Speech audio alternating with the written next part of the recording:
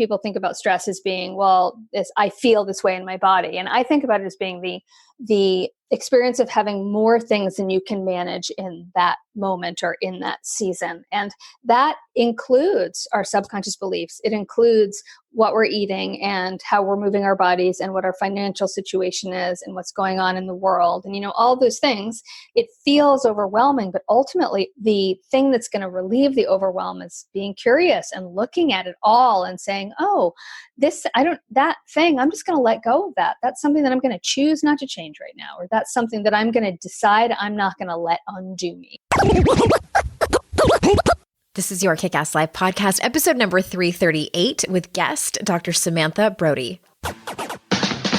This is the Your Kick-Ass Life podcast with Andrea Owen, a no BS guide to self-help and badassery.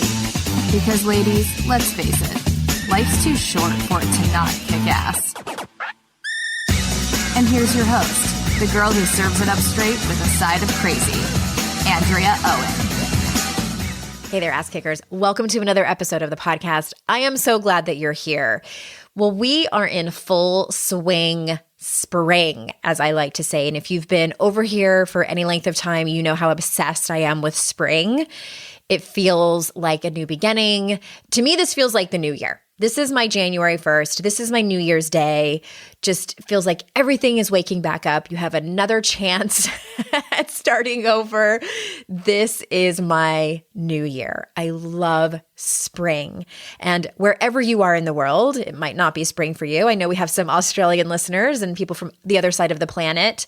Wherever you are, I hope that you are well. I hope that you are taking care of yourself. I know we're not out of the woods yet, and we might not be for a little while.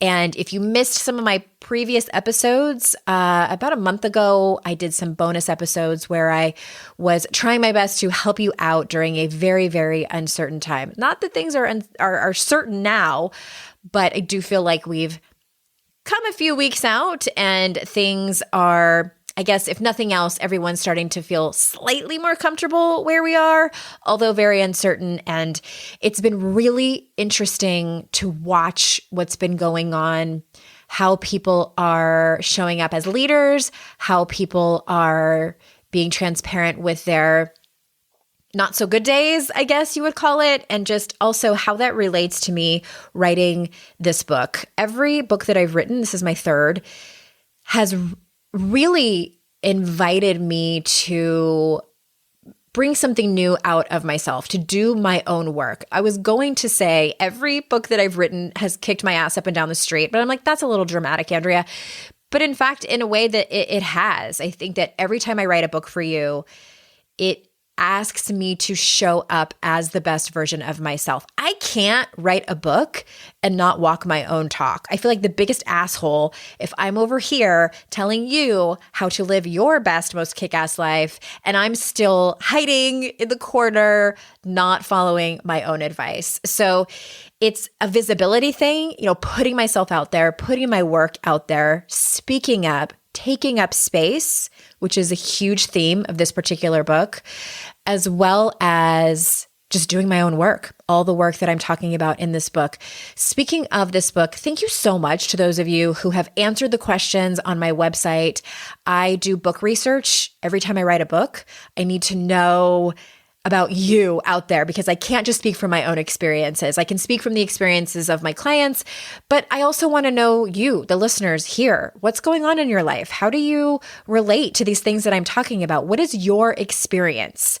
So if you go to yourkickasslife.com/story, you will see a series of questions there. I love reading your answers. I'm just so honored that you take the time to tell me what your experience is. All of the instructions are there. Please read through them before you answer the questions. You don't have to answer all of them. They're not required. So if something just doesn't apply to you, please feel free to skip it. And we will reach out if I feel like this would be a fantastic addition to one of my chapters. I'll be circling back and reminding you about it again. I will have a new batch of questions as I move into different chapters. I'm about 30,000 or so words in to a 70,000 word book, and my manuscript is due November 1st. This baby will hopefully be in your hands fall of 2021. title to be determined. I submitted a title that I wanted it to be, and my editor didn't love it. I wasn't super married to it. I was really married to How to Stop Feeling Like Shit. I felt like that title had to be the title of that book, and I'm glad that it was. This one, I liked it, but I didn't love it. So we'll see what this title is. I think as I write the book, it will be born inside of my head, inside of my heart. All right, today's guest, y'all. She sent me a copy of her book, Overcoming Overwhelm. And I was like, well, nobody that listens to the podcast struggles with overwhelm, so we don't have to have you on the show. No, of course, right? All of us struggle with overwhelm. Dr. Samantha Brody is here. We had such a fantastic conversation. Her book is called Overcoming Overwhelm, Dismantle Your Stress from the Inside Out. And let me tell you a little bit about her. Dr. Samantha Brody is a licensed naturopathic physician and acupuncturist, and the founder of Evergreen Natural Health Center in Portland, Oregon. For decades in her private practice and virtual consulting business, Dr. Samantha has helped thousands of people transform their lives with her innovative, personalized approach. Again, she is the author of Overcoming Overwhelm, Dismantle Your Stress from the Inside Out, and you can find her online at drsamantha.com. So without further ado, here is Dr. Samantha. Dr. Samantha, thank you so much for being on the show. Oh, my pleasure. I'm so excited to finally be here. I know. In this book, when you were talking to me about coming on the show, I was like, you wrote a book called Overcoming Overwhelm. How soon can you come and talk to us? Because I know that my audience is going to relate to what you have to talk about. And let's just jump right into it, because selfishly, I came up with some of these questions because I might want to know the answers to them. But I want to kind of start with like a broad overview, because without giving away the farm of the entire book, when I first picked it up, I noticed that you're asking people to look at their entire life if they want to overcome overwhelm. Is that a fair assessment of the work of the book? Yeah, it's absolutely fair, but I don't want people to get scared by that, because overwhelmed about your overwhelm. Right, and because that's really common, right? Like when we're trying to do things to streamline, we feel like we're adding things and we don't have space for it. And so, yeah, for sure, we're looking at the whole picture, but we break it down in a way that we first understand what we're looking at, which is, I think, a big piece of what's missing often when we're trying to figure out how to have fewer moving pieces in a way that impacts us, not as much. Yes, 100%. Well, let me back up a little bit and ask you, what do you see women in particular, what do you see women doing to try to combat overwhelm that isn't working? That's a great way to ask that question.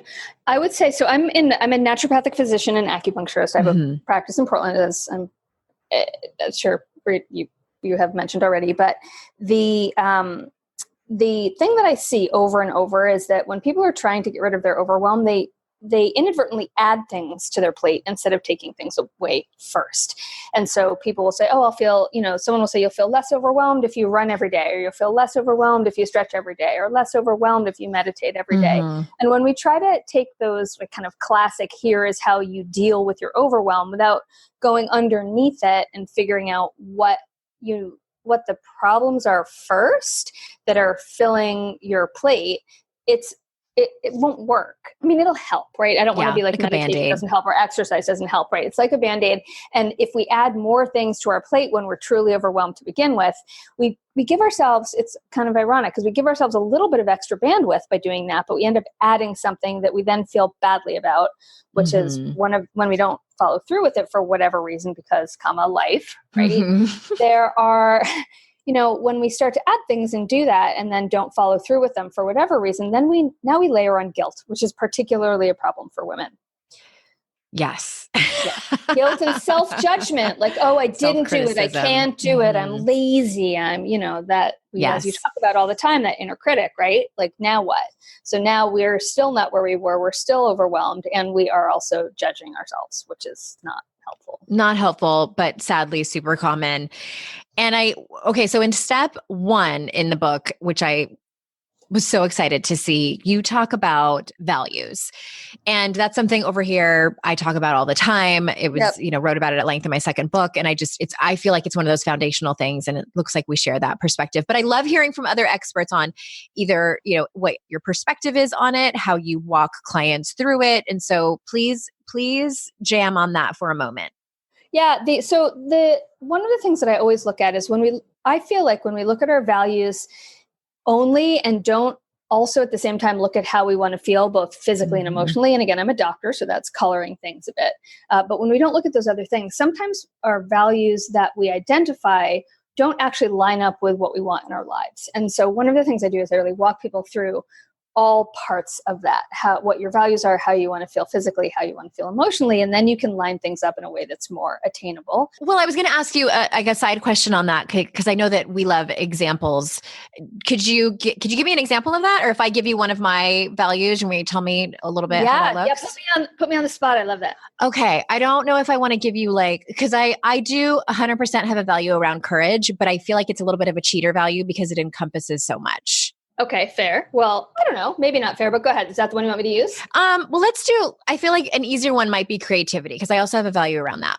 Okay. So let's say you have a strong value around creativity and at the same time you want to feel in your mind more, let's say relaxed, right? You want to feel relaxed. Like, so for me, for someone who has, has a tendency to be wound up and excited about everything. Sometimes they just don't relax enough. So if your value is creativity and someone says, oh, I'm starting this new course in town, someone you love who's got this great course on some kind of encaustic art that incorporates your spiritual leanings or, whatever that is. And so you're like, oh, that class looks amazing. Dance as well. Dance as well. Yeah, all together with candle lighting and crystal.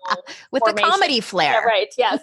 On Thursday nights from 5 to 7. And you're like, oh gosh, my schedule is really busy. I've got this going on, but I can have my husband come home early that night or my wife come home early that night and be with my kids.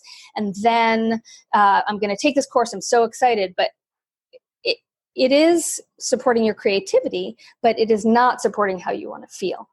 And so because it's going to add this, or it might not be, right? I mean, maybe there is a way to do it, but maybe if what you're trying to do is create a circumstance in your life where you want to be, calmer and have time to ratchet down, that adding something that's going to ramp you up. Let's also say that we play heavy metal music at these classes, right? Mm-hmm. So that's not a great match, even though it is this incredibly creative endeavor that you would be doing. And so it allows us to vet our choices, which is the big thing that I try to support people to do. How do we vet our choices day over day? Because you can't do everything. You can't even do all the things you want to do. Let's forget about the things that you have to do. There just isn't time. And so, we can't magically snap our fingers and get more time. Although really, we're going to take our personality and fill that up anyway, right? Everyone's like, I want an extra hour in the day. And you're like, okay, do more dishes.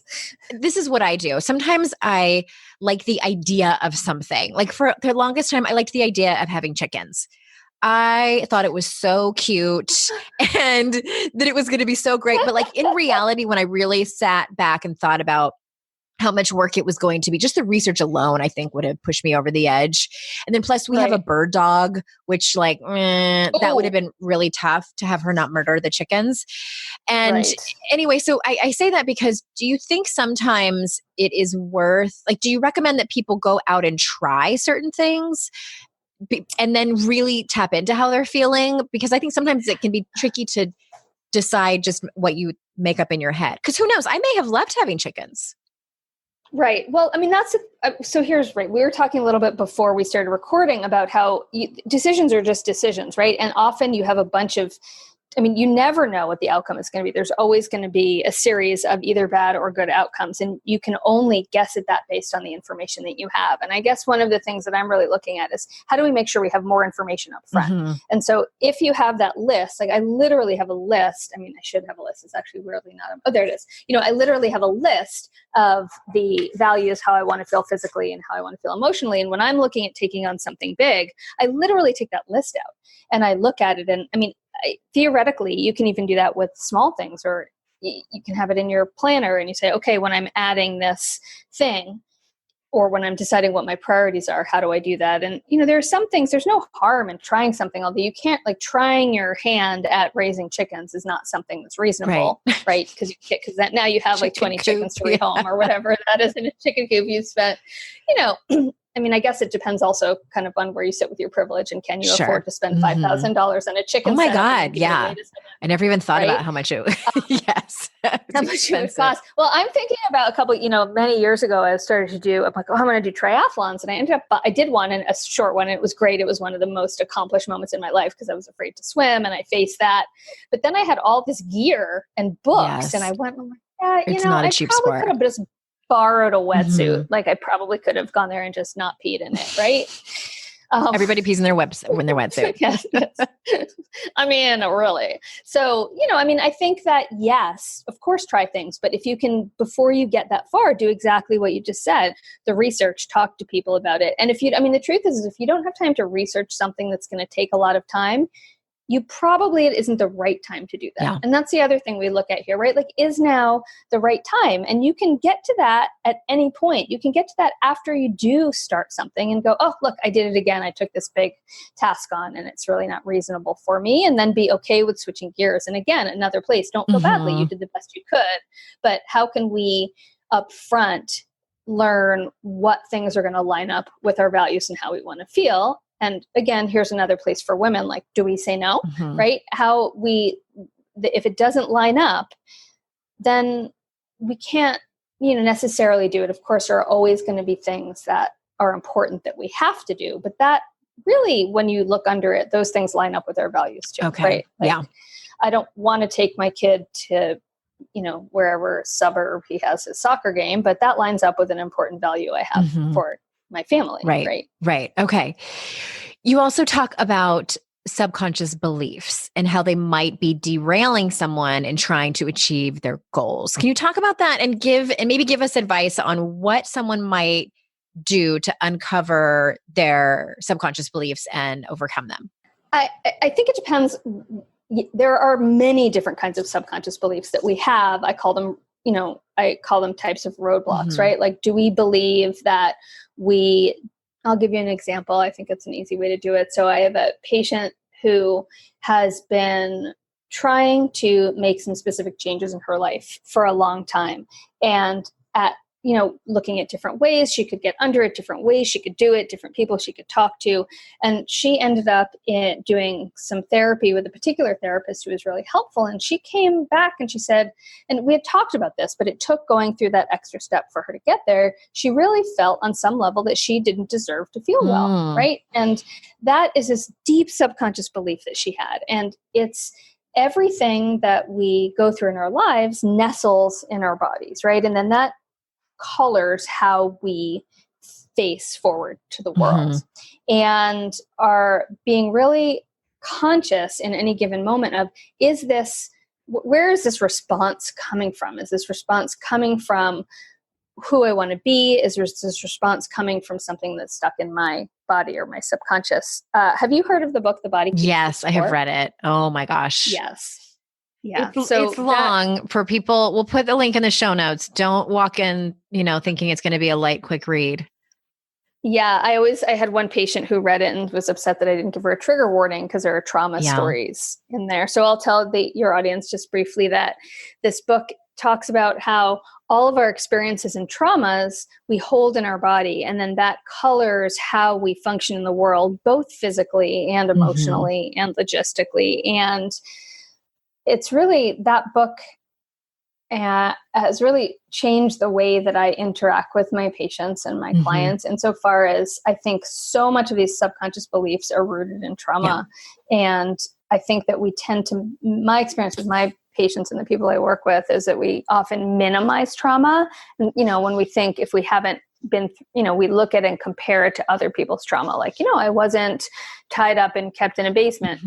I was only screamed at every day by my parents, or I only believed when I was 3 that my parents divorced was because of me. All of those things are traumas. Being bullied at school, being left out, this natural kind of mean girl stuff that happens in so many contexts at certain ages, like that's traumatic, even if you make it through it. I heard somewhere that trauma can be defined as something that happens to you where you do not have the coping mechanisms to be able to walk through it in a healthy manner. Great. That is such an easy, short way to put that. Yeah. And that's different for everybody. And we can't judge. And often as kids, we don't have coping mechanisms at all yet. Right. And so we come up with our own coping mechanism. And so often that's burying it, which is then the thing that creates our subconscious beliefs, as does being surrounded by things. Right. And so this comes up a lot with my patients who come in and clients, and they say, well, I want to lose weight. And then we start talking about, well, why do you want to lose weight? Well, it's affecting my health. And I say, is it really affecting your health? And they're like, well, yeah, well, my knees. I'm like, well, the studies really show that carrying an extra pounds, it's like starting to train. You're gaining the weight slowly. It's like starting to carry around, let's say, some potatoes or a weight, and it's not harming your body. You're actually stronger because of it. But this idea that my body should look a certain way or it's not healthy is so driven by the patriarchy and so driven by this culture that we live in. And that's a subconscious belief that we have. And we have to, being open to, so I'm going back to the original question and answering it with, we need to be open to challenging our beliefs and assessing where they come from and seeing if A, there are beliefs, and B, if they line up with what our own values are. Yes. Oh my God. I'm so glad to hear you say that. I encourage people just to get curious, which is, I think, the same thing as exactly what you just said, because if we make ourselves wrong for having them in the first place, that's not helpful. We all have unconscious beliefs, and it's so fascinating. Just, we could go off on a tangent on that. Just, I know we can't, but. Right. I mean, we can, but it's also such a really important part of overwhelm, right? Like everything you carry, like the way that I think about stress is, I think a lot of times people think about stress as being, well, I feel this way in my body. And I think about it as being the experience of having more things than you can manage in that moment or in that season. And that includes our subconscious beliefs. It includes what we're eating and how we're moving our bodies and what our financial situation is and what's going on in the world and, all those things. And then, that's kind of, again, now backing up to that whole thing where we look at the totality of our lives. It feels overwhelming, but ultimately the thing that's going to relieve the overwhelm is being curious and looking at it all and saying, oh, that thing, I'm just going to let go of that. That's something that I'm going to choose not to change right now. Or that's something that I'm going to decide I'm not going to let undo me, or something that I'm finally going to get some support or accountability for. I find that, I mean, I hope I don't say this and you're like, I've never heard that before. I find that when I am either saying to myself or saying to my husband or my best friend that I'm overwhelmed, that what's really going on is that I'm afraid. There's something Never going heard that on. before. I'm just, I think that's very common, and it's going to be different for everyone. What kind of situations does that come up for you in? Typically, if I feel like I have a lot on my plate with work, and when I really sit back and think about it, I might have a longer to-do list than normal, but it's nothing that I can't handle or nothing that I can't delegate or spread out. It's like I make up stories sometimes that everything needs to be done today by 5 p.m., which isn't true. Right. But what's really going on is that I haven't given myself time to breathe. And what I mean by that is like, I haven't given myself time to take a step back and get curious and say like, what is actually going on? Well, I'm up leveling, I'm writing another book proposal and this one is scarier for whatever reason. Or do you know what I mean? Like there's something going on in my life, or even like my marriage is really great. And I'm afraid because I catastrophize too, just like my listeners, and think like, okay, when is it all going to fall apart? Sort of bracing myself. So those are the moments where it's helpful for me to get curious. Yeah. And I will, for sure. I mean, that's very common for everyone. That piece is different. And the, one thing that I will say actually a couple things that I want to say about that. The first is that, being curious is always important, but what that has me do for you is to kind of loop around and say, maybe in that moment, because you are up leveling other things in order to make space for ease. Like there's this understanding intellectually of that, which is extremely important. Then there's a piece of, well, if you want to feel ease, like during those seasons, you may want to feel more excited, in which case then you can kind of transmute overwhelmed to excited, which is different than saying, wow, I'm up leveling right now, I'm working on my book. Maybe some other things, in order to make some space, maybe some other things need to get put to the side and go from your these are priorities to these are not priorities, as opposed to just saying intellectually. I mean, again, it's different for everyone. It may be fine for you to be like, oh, I understand that's what this is. I'm going to be curious and look at it. But it also may be your mind telling you that, that some things, it's time to shift some other things that may have been priorities previously. And the other thing I'll just mention around that is that I want to make it very clear that from my perspective, overwhelm doesn't necessarily and stress don't necessarily manifest as this feeling of stress or overwhelm. Overwhelm can manifest and stress can manifest with whatever your weak spot is physically. It can be headaches or digestive issues or sleep issues or anxiety. It can be, a tendency to catastrophize, or it can be a tendency to be angry or irritable, whatever, lash out, so it can be emotional and it can be physical. And I think a lot of times we don't recognize those first signs, or we ignore those first signs if they come up physically. And then it's not until we really can't manage it that we start feeling it emotionally. And that varies from person to person. Some people feel it emotionally first, but other people, wow, yeah, I've been so achy, or I've been having more headaches, or even I'm having my periods have been weird, or my PMS is worse. So often those things have nothing to do with the actual, your knees don't hurt more necessarily because you're doing more walking, but because your inflammation is up, because you are eating a bunch of sugar, because you're feeling worried about having too many things to do, right? Or whatever that chain of events is for that individual. Okay. Yeah. It sounds like it can be very personal from varying from person to person. So just real quick, in case I forget to mention it, the book is Overcoming Overwhelm, Dismantle Your Stress from the Inside Out. I have a couple more questions for you before we say goodbye. Can you tell us about Overwhelm inventory? Yeah. So in the book, we look at actually identifying specifically the necessity with what I was just talking about a moment ago around what areas in our lives that we are having stress that is impacting us. And the first step is looking at our values, so we can then kind of have a container to assess these, specific things in this inventory. And the inventory literally goes through all the typical areas that we have in our lives that could be causing stress. And we enumerate them, saying, okay, the stress in my life related to this or these things and these things. And again, they're both physical and emotional, and in some cases even spiritual.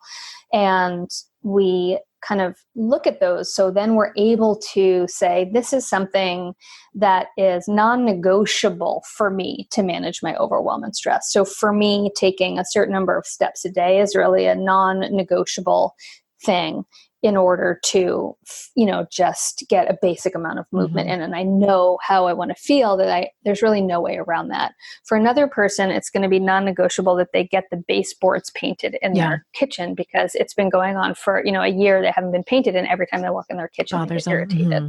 Can coffee be a non-negotiable? Yes, it absolutely can. It's really interesting. I just wrote my email that went out this week was literally about coffee and saying how, coffee is good for you unless it isn't, right? So if someone has reflux or anxiety or, fatigue or overactive bladder like I do, and I know part of it's caused. Right.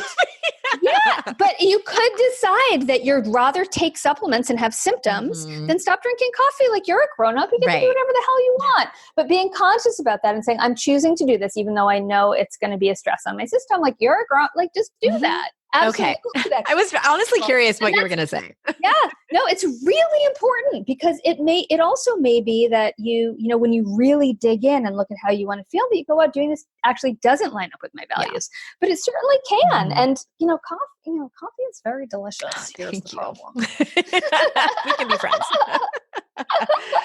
Okay. I like that, the non-negotiables. And I like the example too that you gave about getting your steps in. So the way I look at it as, so if you're having a day where it's, getting to be like 5 or 6 and you haven't gotten all the steps in and you feel kind of the pressure build up of, oh, I got to get this in. So for you personally, it's you choose to walk through the stress and quote unquote overwhelm of getting those steps in so that you can feel the relief from having checked it off the box, the physical effects it has on your body, et cetera. Is that fair? Yeah, I think that is fair. And I will say I went a step beyond that, which is that I know that that's really important for me. I also had a back injury, of course, when I was working on the book a few years ago. And I ended up purchasing, again, a place of privilege for sure that I'm able to do this, but I ended up purchasing a treadmill that slides under my desk. And so I went ahead and I made this big financial investment in doing that. And so I now make sure that when I get up in the morning before I go to work, even if it's like, I live in the Pacific Northwest, so sometimes it's like nutty, freezing, raining, or you live somewhere where there's snow or whatever that is. And you go, well, how am I going to do that? I made sure, because it's that important to me, over and above, say, cable TV or Netflix, which we don't pay for, to have the treadmill at my desk so I can always get on that and walk. And, sometimes I do get to the end of the day and haven't gotten what I need. And I'm like, I would way rather curl up and read my book, but I'm going to walk and read my book. Okay. So I made sure that I have something in place that I can do that. Right. And then if I didn't, I would have to give myself a little bit more grace and ease around it. Because I might not be, I don't feel comfortable walking in my neighborhood at night. It's not, it's not, the neighborhood can be a little janky, okay. But, what I mean? So making sure that you had everything in place, or an accountability with someone to make sure that whatever it is that's most important, you prioritize figuring out how you're going to make that happen. Okay. Got it. Okay. One more question. And I know this could be an entire podcast episode in and of itself, but you did mention sugar. And can you talk to us about what food has to do with overwhelm? Because you do talk about that in the book. Yeah, it's really interesting. Since I wrote the book, I have shifted gears in my head a little bit around that. So what I will say is that when we eat foods that are a stress on our body, it affects how we interact with the rest of our world. And so again, I look at this accumulation of stress. So I'll give you an example. For me, when I eat gluten, it makes me tired. And, it doesn't mean, I've gone through periods of time where I never ate any. And now I'm at a place where if my stress isn't too high and things are, and I know it's going to be okay if I'm tired, like if I'm on vacation or something like that, I may choose to eat it. But I know that that's something that stresses my body. I'll give you an example. I have a teenager, and he had a bad dairy allergy for a long time. And he then got over his allergy and then started getting pimples from eating the dairy. It was a very clear association.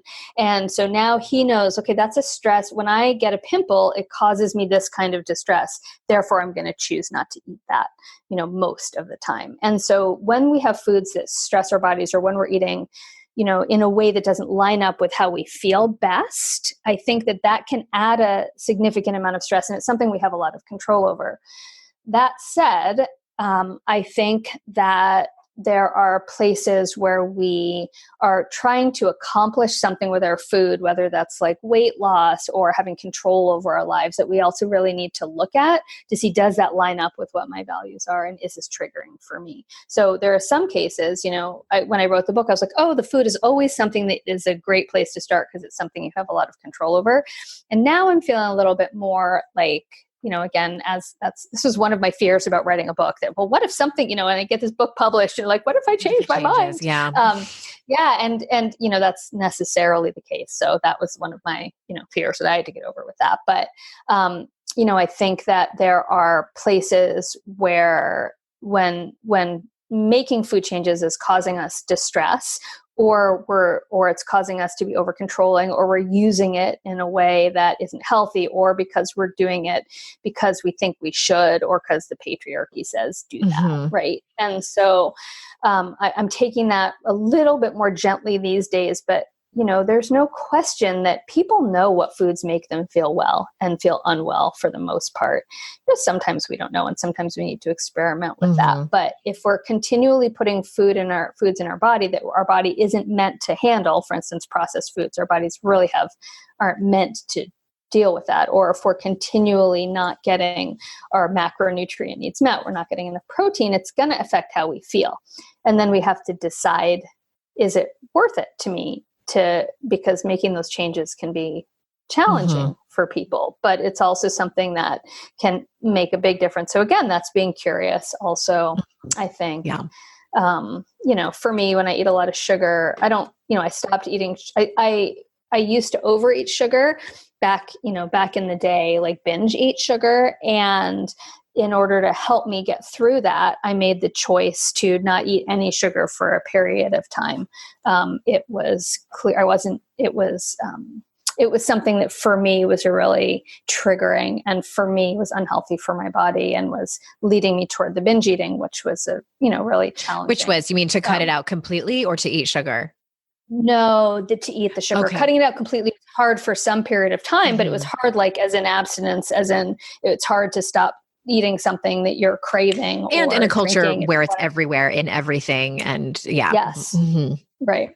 So my body completely changed when I did that. I no longer crave sugar. I may have a little bit, but I just don't have the taste for it. It's just when you stop eating it for a period of time, you want it less. Now, I don't ever recommend people doing, extreme things with their food when they have a history of eating disorders or food issues, unless they're working with someone closely around that. But for me, it was imperative. Like refined grains and sugars were really problematic for me.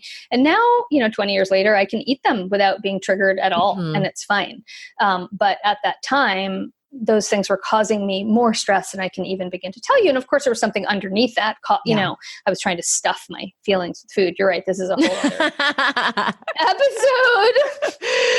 Yeah, I know. It can be loaded. And it is also, I think, one of those things that's so personal. And I'm glad that you did mention that, if someone has a history of any kind of disordered eating, to not just quit something without working with a doctor, but overcoming overwhelm, dismantle your stress from the inside out. Dr. Samantha Brody, thank you so much for being here. Now, I don't like to cut people off before they might have something else that they wanted to say or that you forgot to say. So is there anything else you want to tell the listeners? No, I'm great. Feel free to grab the book on Amazon or where you like to buy books. I'm also always available to answer questions if people have, and I'm on social. You can find me everywhere at Dr. Samantha ND, Dr. Samantha, N as in Nancy, D as in David, for naturopathic doctor. And please feel free to reach out. I'm always available. Amazing. Thank you so much for being here. And listeners, you know how grateful I am that you come and spend your time here with me and my guests. I know how valuable your time is. So thank you, thank you, thank you. And until next time, I will see you all out in cyberspace. Bye-bye, everybody.